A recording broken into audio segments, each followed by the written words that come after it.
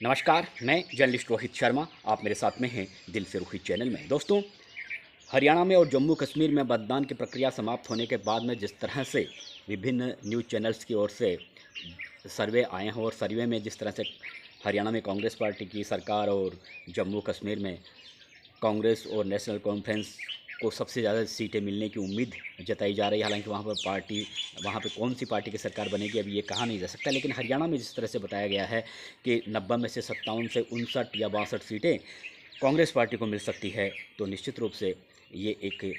अनुमान जो आया है उससे भारतीय जनता पार्टी के राजनीतिक गलियारों में ही नहीं बल्कि social media, print media, electronic media में भी अब इस तरह की कई तरह की चर्चाएं उठने लगी है कि क्या जब 2029 में अगला लोकसभा चुनाव आएगा उस समय क्या नरेंद्र मोदी को एक बार फिर से प्रधानमंत्री के रूप में प्रस्तुत करके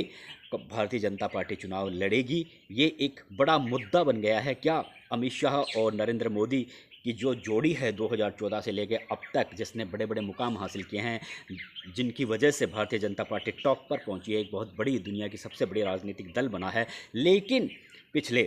कुछ 1-2 साल में जितने चुनाव हुए हैं, चाहे वो लोकसभा चुनाव हुए हों, चाहे अलग अलग स्टेटों में विधानसभा चुनाव हुए हों, उसमें जिस तरह से भारतीय जनता पार्टी को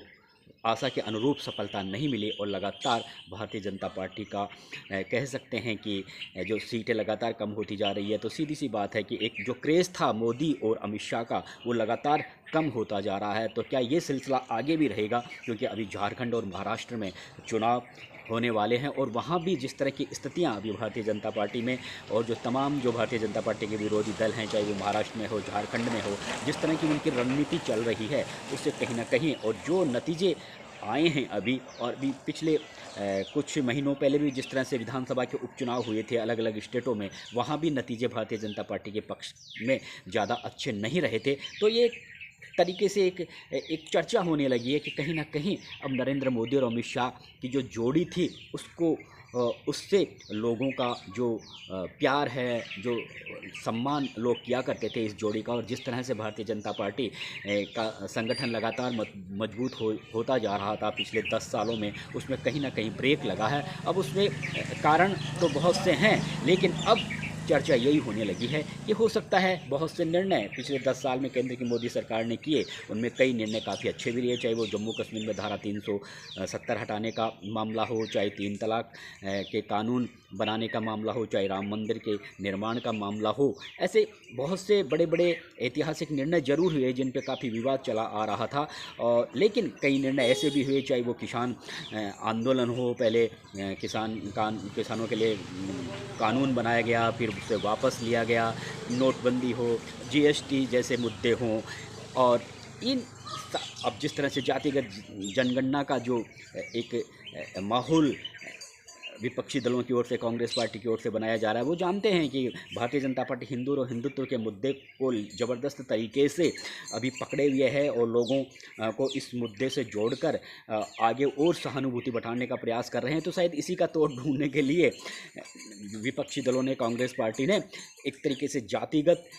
जनगणना का एक झंडा गाड़ के कि इस जातिगत जनगणना होनी चाहिए, तो कहीं ना कहीं एक भारतीय जनता पार्टी के इस हिंदुत्व और हिंदुत्व का तोड़ ढूंढने के लिए उन्होंने ये जो रास्ता निकाला है। तो ये जो तमाम तरह की जो चीज़ें सामने हो रही है उससे कहीं ना कहीं ऐसा दिख रहा है कि भारतीय जनता पार्टी के जो रास्ते हैं वो आने वाले दिनों में काफ़ी कठिन साबित हो सकते हैं, और इसीलिए अब भारतीय जनता पार्टी में नहीं बल्कि देश के राजनीतिक गलियारों में भी ये चर्चा होने लगी है। और ये कुछ इस तरह के संकेत भी मिले हैं कि जो संघ है उसकी भी कहीं ना कहीं नाराज़गी प्रधानमंत्री नरेंद्र मोदी और अमित शाह की जोड़ी से लगातार बनती जा रही है। कहीं ना कहीं संघ को भी ये ऐसा लगने लगा है कि ये जो जोड़ी है वो कहीं ना कहीं अब एक तरीके से संघ पर भी कहीं ना कहीं उन्हें ऐसा लगता है कि इस जोड़ी की वजह से संघ भी कहीं ना कहीं थोड़ा कई बार प्रेशर में आया है और संघ को भी कई बार थोड़ा झुकना पड़ जाता है। इस तरह से अब संघ भी ये चाहता है कि यहाँ पर थोड़ा सा बदलाव किया जाए, ताकि जो भारतीय जनता पार्टी का जो ग्राफ लगातार अब पिछले कुछ चुनावों से जिस तरह से लोग भारतीय जनता पार्टी को थोड़ा नकारने लगे हैं, तो उस पर थोड़ा अंकुश लगे। तो अब ये कहा जा रहा है कि कहीं ना कहीं अब आने वाले दिनों में हो सकता है, हालांकि अभी ऐसा तो है नहीं कि अभी 2029 तक पूरी नरेंद्र मोदी सरकार रहेगी, नरेंद्र मोदी प्रधानमंत्री रहेंगे, लेकिन जब अगला चुनाव होगा तो हालांकि कहा जा रहा था कि नरेंद्र मोदी एक बार चौथी बार भी प्रोजेक्ट किए जा सकते हैं, लेकिन ऐसी अब संभावना नहीं है। पहले ये भी कहा जा रहा था कि नरेंद्र मोदी की जगह अमित शाह को, योगी आदित्यनाथ को थोड़ा आगे किया जाता है, पीएम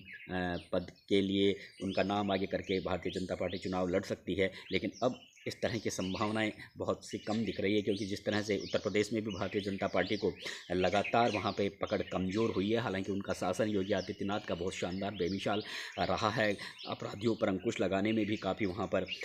उन्हें कामयाबी मिली है। लेकिन वही बात आती है बार बार, जातिवाद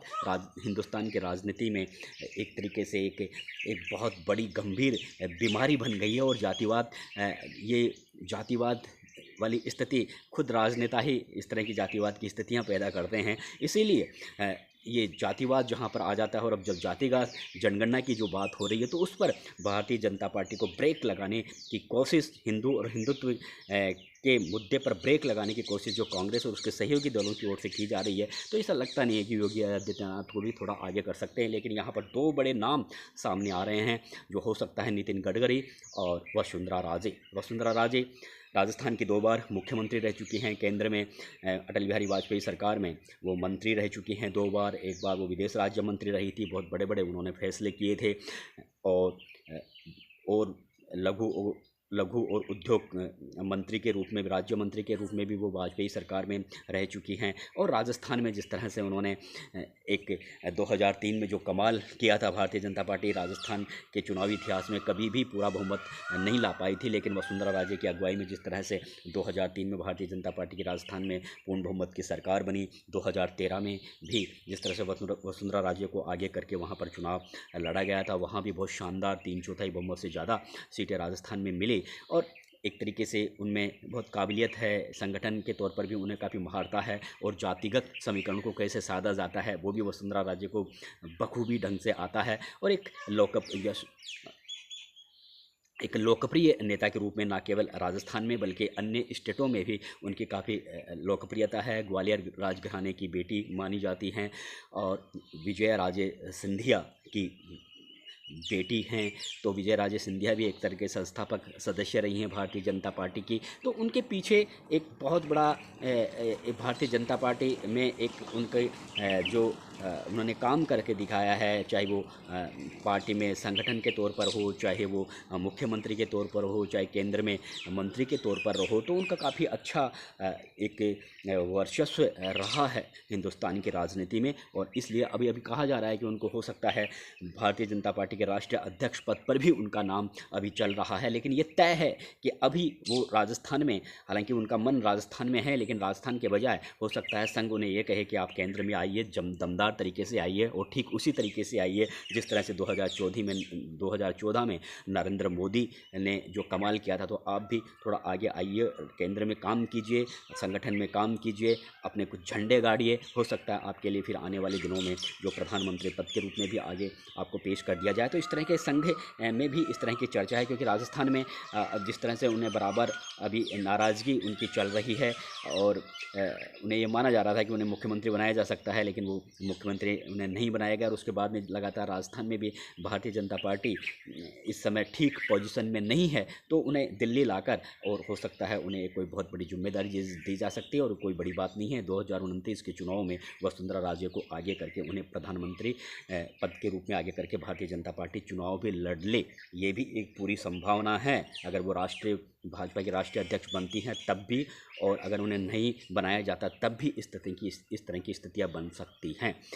इसी तरह से नितिन गडकरी एक बहुत बड़ा नाम है। नितिन गडकरी ने पिछले 10 साल में जो काम सड़कों के निर्माण में, चाहे वो स्टेट हाईवे हो, चाहे राष्ट्रीय हाईवे हो, और चाहे फ्लाईओवर बनाने का मामला हो, वो कमाल के आदमी हैं, विकास पुरुष के नाम से जाने जाते हैं, संघ के काफ़ी करीबी हैं, संघ से काफ़ी जुड़े हुए हैं। अपने 1975 में अपने कॉलेज के दिनों से ही वे संघ से काफ़ी जुड़े हुए हैं। वो एक अभिनव प्रयोग करते हैं, नया प्रयोग करते हैं, और वर्तमान परिस्थितियों में भारत को किस तरह से डेवलप किया जाता है, वो एक कुशल प्रशासक हैं। और एक बहुत बड़े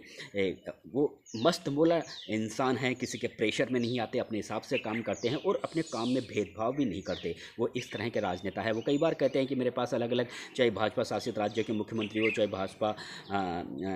गैर भाजपा शासित राज्यों के मुख्यमंत्री हो, अगर सड़क निर्माण के लिए कोई भी स्टेट का मुख्यमंत्री मेरे पास आता है तो मैं साफ कहता हूँ कि मेरे पास पैसों की कमी नहीं है, आप खूब जम के काम कीजिए। तो वो एक ऐसे इंसान हैं। और महाराष्ट्र विधान परिषद में वो विपक्ष के नेता रह चुके हैं, महाराष्ट्र में पीडब्ल्यूडी मंत्री रह चुके हैं। उस पीडब्ल्यूडी मंत्री रहने के दौरान मुंबई पुणे हाईवे का जो उन्होंने निर्माण करवाया था, उसके बाद में अटल बिहारी वाजपेयी ने भी उनके काम को सैल्यूट किया था। तो